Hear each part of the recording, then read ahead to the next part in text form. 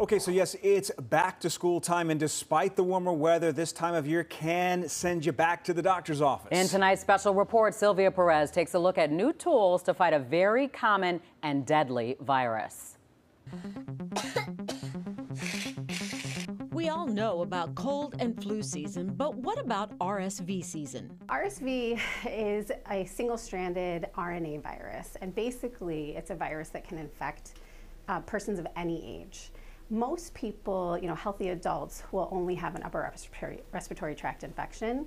However, at certain ages and with certain health conditions, you can actually have more severe symptoms. Those severe symptoms usually affect a person's lungs and their breathing, most often in infants, toddlers, and seniors. About 20% of all kids during their first year of life will get a lower respiratory tract infection, so a more severe lung infection with RSV.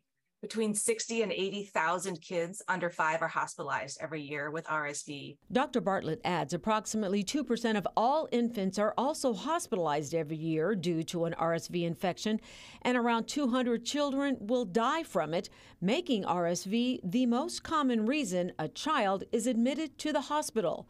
As for seniors, there's around 150 to 180,000 hospitalizations every year and about 14,000 deaths. So that's pretty important in terms of, a virus causing outcomes like that. Until now, doctors had little to no way to treat RSV. But there really are no other medicines that we can give. It's watchful waiting, and it's a really hard thing for parents and healthcare workers to watch a child struggle to breathe. Now the FDA has approved 2 vaccines for people age 60 and over.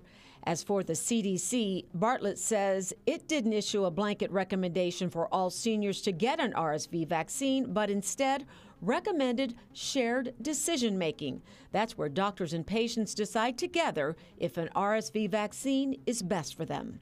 So what we have coming soon, hopefully, for the infants is a monoclonal antibody. So instead of teaching the body's immune system how to fight off an infection, we actually give the injection of the antibodies themselves. The CDC is now recommending nirsevimab for babies under 8 months old and for some older ones as well.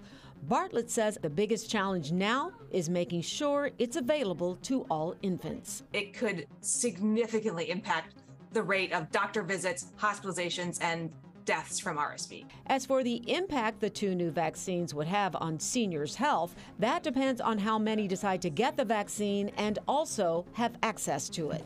The approval of these new vaccines and therapeutic treatments come at a critical time after 2 years of cases increasing following the pandemic, and then the perfect storm of RSV, the flu, and COVID all hitting at the same time last year.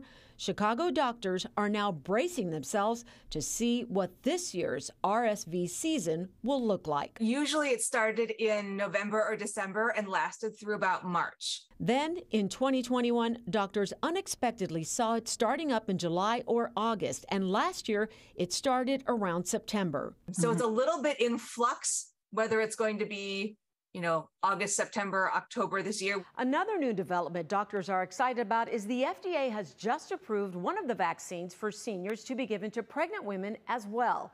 It's going to allow them to develop an immune response to RSV and pass it on to their babies.